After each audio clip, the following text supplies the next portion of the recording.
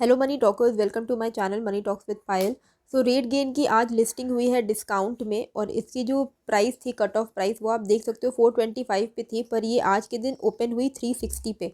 अब कल की लिस्टिंग डे स्ट्रैटेजी को अगर आपने ध्यान से देखा होता तो उसमें मैंने बहुत क्लियरली बोला था कि अगर तो प्रॉफिट में लिस्ट होती है तो आप प्रॉफिट बुक करके एग्जिट कर जाइएगा। अगर डिस्काउंट में लिस्ट होती है तो आप उसको होल्ड कीजिएगा, पैनिक मत कीजिएगा।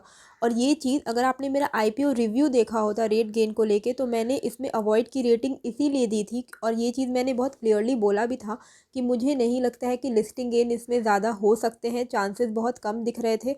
और साथ ही लॉन्ग टर्म के लिए भी मुझे ये कंपनी कुछ खास अच्छी नहीं लग रही है, बिकॉज मुझे ऐसा लगता है कि इसकी जो बिज़नेस मॉडल है वो सस्टेनेबल नहीं है इन लॉन्ग टर्म। और इसको मैंने कंपेयर किया था ऑर्कुट के साथ और इसको मैंने कंपेयर किया था रेडिफ के साथ। तो जिस तरीके से जब ऑर्कुट आया था, तब अगर उस वक्त शेयर मार्केट में ऑर्कुट की शेयर्स होते तो आप यही सोचते ना कि हम ये तो अभी दिस इज़ इट, यही हमें इसमें ही इन्वेस्ट करना है, Orkut he is the future, है ना। लेकिन क्या हुआ, फेसबुक आया और ऑर्कुट को वैनिश, ऑर्कुट हो गया वैनिश। उसी तरीके से जब रेडिफ आया था, याहू आया था, तब गूगल नहीं था। तब शेयर अगर याहू और रेडिफ के शेयर होते तो आप उस वक्त यही सोचते कि यही फ्यूचर है, हमें इसमें ही इन्वेस्ट करना है। लेकिन क्या हुआ, गूगल आया और गूगल की वजह से याहू रेडिफ बहुत ज़्यादा ऑब्सोलीट हो गए और गूगल ने उनको टेक ओवर कर लिया। मतलब टेक ओवर एज इन कि उनको सरपास कर दिया, take over in not in the literal sense.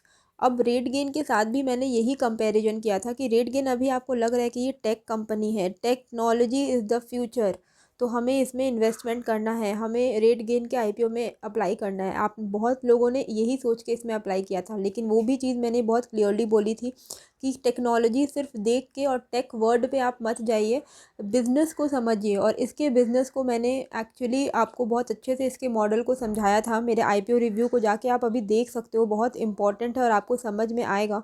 उसमें मैंने ये भी रीज़न बताया था कि ये क्यों फ्यूचर में सस्टेनेबल नहीं रहेगी।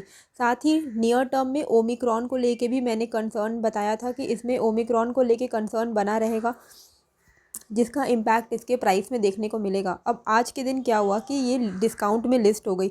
एक तो रीज़न ये है कि आज ओवरऑल पूरा मार्केट ही डाउन है। ओके, अभी जब जिस वक्त मैं ये वीडियो बना रही हूँ around 150 points I think Nifty down है आज की डेट पे। अभी जब मैं ये वीडियो बना रही हूँ, पहले तो 200 पॉइंट डाउन था। रेट गेन ऑलरेडी अभी 12% डाउन है, 15% डाउन में ये लिस्ट हुई थी, अभी 12% थोड़ी बहुत रिकवरी देखने को मिली है, इस एरिया में रिकवरी थोड़ी बहुत हुई। अब आपको क्या करना है, देखो, सबसे पहले तो आपको, आपके पास दो ऑप्शन है। अब क्या होगा इसमें, 425 का इसका कट ऑफ प्राइस है। ओके, तो जैसे ही जो लोगों को अलॉटमेंट मिला है वो लोग तो अभी लॉस में है, तो कई लोग अभी वेट कर रहे हैं कि एटलीस्ट वो no profit no loss zone में ही आ जाए। तो जैसे ही रेट गेन 425 में जाएगा, यहाँ पे हो जाए, बहुत सारे लोग एग्ज़िट कर जाएंगे क्योंकि उनको लगेगा कि अरे चलो हमारा पैसा एटलीस्ट जितना था उतना तो वापस आ रहा है, तो वो एग्ज़िट कर जाएंगे। तो 425 एक स्ट्रॉन्ग रेजिस्टेंस फेस करेगा और फिर वहाँ से वापस से शेयर में गिरावट आ जाएगी। तो अभी आपके पास दो ऑप्शन है, या तो आप वेट करो 425 जाने का, फिर 425 में ही प्रॉफिट बुकिंग नहीं, नो लॉस नो प्रॉफिट में आप एग्ज़िट कर जाइएगा। नहीं तो आप इतना, अगर आप फिर भी होल्ड करना चाहते हो आगे जाके, तो 425 के बाद आपको ये याद रखना पड़ेगा कि 425 के बाद ये डायरेक्टली ऊपर नहीं जाएगी, पहले एक और रेजिस्टेंस फेस करेगी और ये नीचे वापस जा सकती है, क्योंकि 425 के लेवल पे कई लोग एग्ज़िट हो जाएंगे और उसके बाद फिर से ही शेयर का जो प्राइस है वो थोड़ा बहुत नीचे जाएगा और उसके बाद आप फिर से होल्ड करके रह सकते हो। और फिर बाद में जब ये प्रॉपरली ऊपर की तरफ जाती, थोड़ी बहुत आपको प्रॉफिट मिलती है, तब आप एग्ज़िट कर जाना।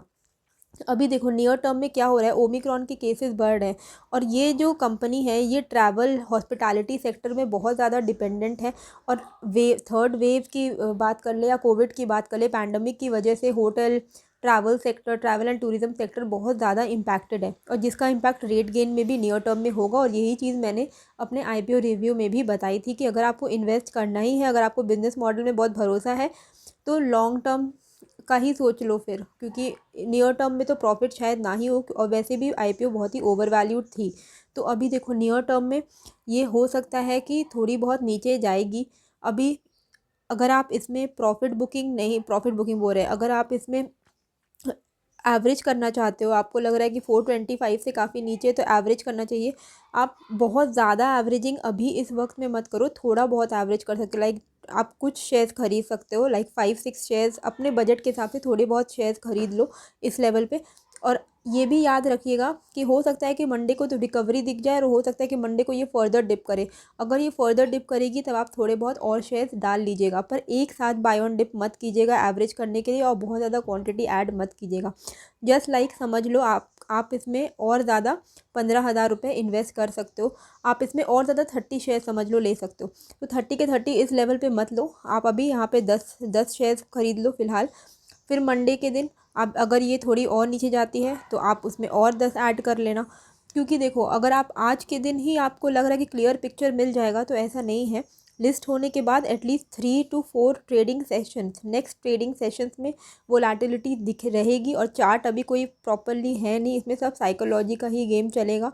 तो 3 to 4 नेक्स्ट ट्रेडिंग सेशंस में आपको इसमें वोलेटिलिटी दिखेगी, किसी दिन ऊपर रहेगा, किसी दिन नीचे रहेगा, तो आप नहीं समझ पाओगे एग्जैक्टली कि इसमें करना क्या है। तो इसीलिए आपको सिर्फ बाय ऑन डिप करते जाना है थोड़ा थोड़ा करके, ताकि आपका जो एवरेज प्राइस है वो कम हो जाए और फिर आप जल्दी ही प्रॉफिट बुकिंग कर पाओ।